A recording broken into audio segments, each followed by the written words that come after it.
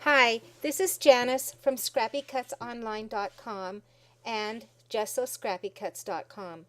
Today, I'm going to show you how to make the It's a Girl or It's a Boy baby all-in-one box. It is made just like the Sweetheart box shown in the previous video. It is a box where the lid pops up to open the box and pops down to close the box.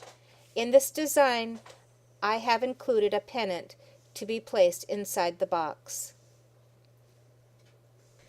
I chose a cardstock that was double-sided, so when the lid portion of the box is folded, the backside of the designed cardstock shows.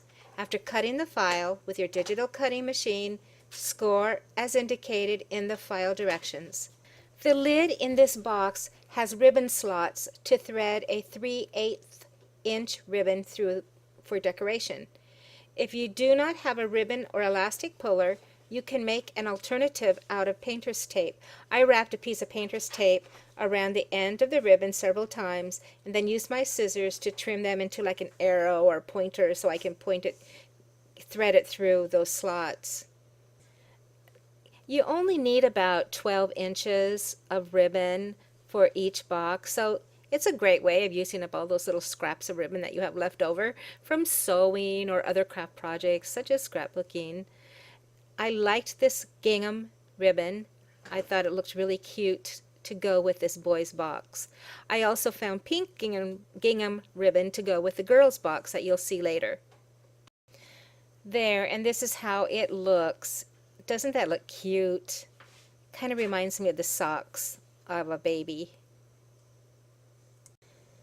The B, A, B, Y letters were not contrasting enough for me, so I decided to emboss each letter. I used kaleidoscope embossing powder to give each letter a glittery shine. It's easier to emboss the letters by placing them on top of the embossing pad rather than putting the embossing pad on top of the letters. But remember to put the letters on upside down, otherwise your letters will be backwards after you emboss them. Don't ask me how I know that. Now comes the fun part, watching the magic happen as you apply heat to the embossing powder. I like to hold it down with something like a barbecue skewer, or in this case it's one of my embossing tools that I have. Doesn't that look pretty? The sparkle is just enough and you can see the color blue through it. It did change the color of the baby letters just a little bit, but not much. It made it a little bit brighter, of course, and a little bit darker and contrasting. To make the favor box resemble a baby block, I double matted each side with two different complementary cardstocks. I used my Xyron machine to add adhesive to the back of each square. I used one of my Distress Inks by Ranger to put a darker edge on each square. I used my Xyron sticker machine to add adhesive to each of the letters. When I use my Xyron adhesive machine, I like to turn the paper over and burnish the back of it just so that the adhesive really has good contact, good strong contact with the paper that you're making stickers out of. The first mat is done, then you go ahead and add the second layer. These two mats are centered on each side of the box. So now that your two mats are centered on each side of the box, it's time to add the letters. I chose to use my Xyron sticker machine to make the letters into stickers, and it just is really saves a lot of time, and it lasts pretty good. It sticks pretty good. Just remember that before you apply it to your other surface to turn it over and burnish the adhesive so it has a really good contact. As you can see, everything is just kind of kept together and I don't lose the pieces. I hope not anyway. Sometimes I do. So now it's time to start adding the letters. It doesn't really matter which order you put the letters in. If you want it to spell baby consecutively, then of course you want to go B-A-B-Y. When you apply the letters, make sure that they are centered on the lower portion of each mat. That way, when you close the lid, it will not interfere or cover up any of the portion of the letters. As you can see, I started my letters with the B in the middle and then the A and the B and then putting the Y on the left. I thought it would make a nicer presentation with the seam between the second B and the Y rather than between the Y and the B. I guess it really doesn't matter. I mean, it doesn't really matter which way you put it. Just in any case, when you get done, turn your box over and again rub the back of those letters so that there's good, strong contact between the adhesive and the paper.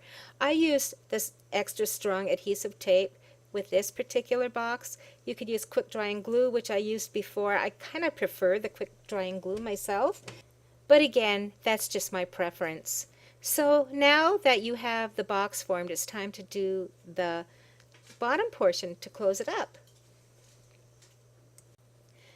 To close the bottom of the box, fold down the square tabs, insert the 2 hooked tabs. Be sure to put some glue or adhesive tape on the edge of that last nippled tab. Then you insert it beneath the square tab. Use your other hand and push down inside of the box to put pressure on the tabs for a stronger contact. Now, fold down the lid and close the lid ends with adhesive. You can test your box out to make sure it works. This one works. It looks really cute. I like it. Now it's time to make the pennant. I did not like the way my It's a Boy pennant looked, so I used my distress ink to make it darker by direct contact to the die cut itself. You can see that this pennant is still on the Xyron paper. It helps hold the pennant down for inking. I then added my embossed letters. I wanted just a bit more bling, so I put a heart-shaped jewel on the dot of the exclamation point. Next, I wrapped a trimmed down barbecue skewer with matching ribbon. I hot glued the pennant onto the skewer and then put the backing of the pennant to cover up the glue and that end of the stick. There it is. Check it out to see how it fits in the box. Oh, I think it's going to look really cute. See how it kind of moves around a lot? You could add a little bit of more ribbon around the skewer, but on the other hand, depending on what kind of goodies you put inside the box, those goodies are going to hold that skewer down. Just add more ribbon. I hot glued my ribbon on. And then I added some tulle, just little pieces of tulle to give it a little bit more celebration look. There's the pennant. And putting it inside the box, there's the It's a Boy box. Did you notice how the backing is finished and it pops up really nice? The pennant just stays in there. You could fill it with candies, you could fill it with a little gift, you could fill it with little trinkets for the baby or for the mom. I thought it turned out really cute. I hope you enjoyed this video and come back and see me again. Bye.